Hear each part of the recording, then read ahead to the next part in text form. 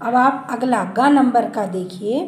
गला सूख रहा है, साथी छूट गए हैं, अशोक गिर पड़ा है, इतना थका हुआ हूँ। इतना कहते कहते वह व्यक्ति धम्म से बैठ गया और उसके सामने ब्रह्मांड घूमने लगा। स्त्री ने सोचा, यह विपत्ति कहाँ से आई। उसने जल दिया, मुगल के प्राणों की रक्षा हुई। वह सोचने लगी, सब विधर्मी दया के पात्र नहीं। मेरे पिता का वध करने वाले अत्यायी घृणा से उसका मन विरक्त हो गया।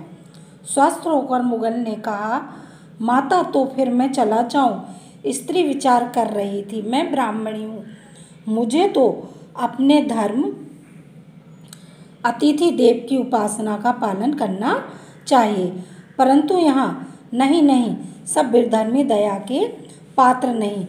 परंतु यह दया तो नहीं, कर्तव्य करना है तब। अब आप इन प्रश्नों के उत्तर को देखिए।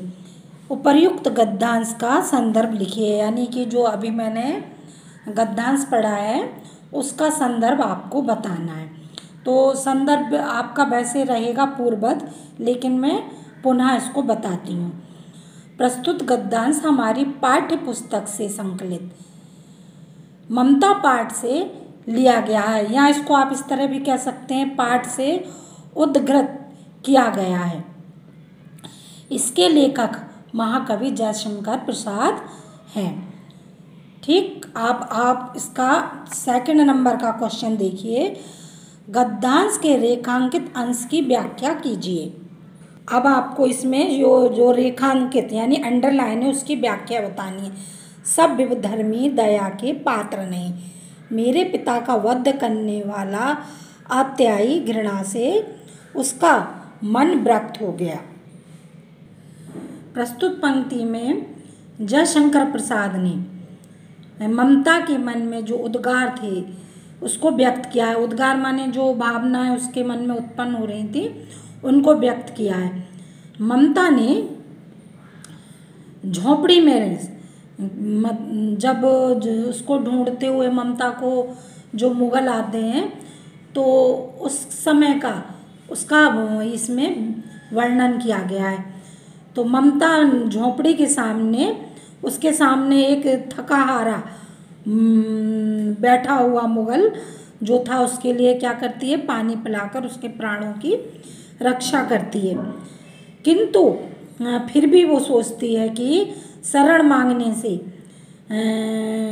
मांगने पर उसको क्या होता है, विश्वास नहीं होता है, और वह उसको सोचने लगती है कि शेरशाह ने उसके क्या है, मेरे पिता का वध करने वाले अत्यायी, और वो क्या सोचने लगती है कि मेरे पिता का वध करने वाले या मेरे पिता की हत्या करने वाले यह मुगल भी उसी तरह का क्या विधर्मी व्यक्ति है। धर्म में विभिन्नता यानी धर्म में फर्क होने के बावजूद भी वह क्या करती है, उस व्यक्ति की दया का जो ठहरने के लिए स्थान मांगता है वो दया का क्या होता है, उसकी पात्र होता है।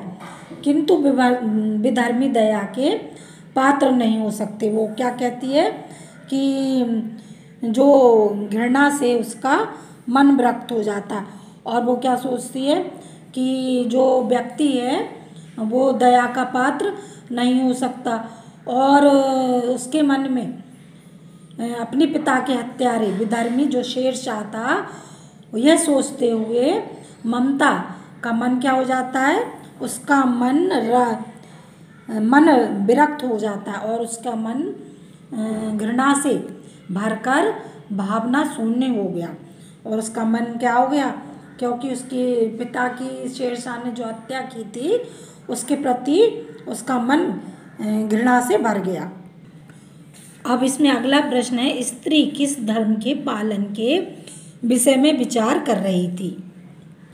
अब आपका इस प्रश्न का उत्तर इस तरह से है कि जो स्त्री ममता थी उसके जो मुगल था उसके शरण मांगने पर या शरण मांगने वाले विधर्मी के प्रति अपना कर्तव्य पालन के विषय में सोच रही थी। ये सोच रही थी कि इसका निर्णय करना चाहिए या नहीं, मतलब इसको शरण देनी चाहिए कि नहीं, ये उसके लिए उचित है या अनुचित, या ठीक है या नहीं है। तो इसका उत्तर आप फिर से देख लें। स्त्री ममता शरण मांगने वाले विधर्मी के प्रति अपने कर्तव्य के पालन के विषय में सोच रही थी कि उसे क्या निर्णय करना चाहिए, उसे शरण देना उचित है या अनुचित है।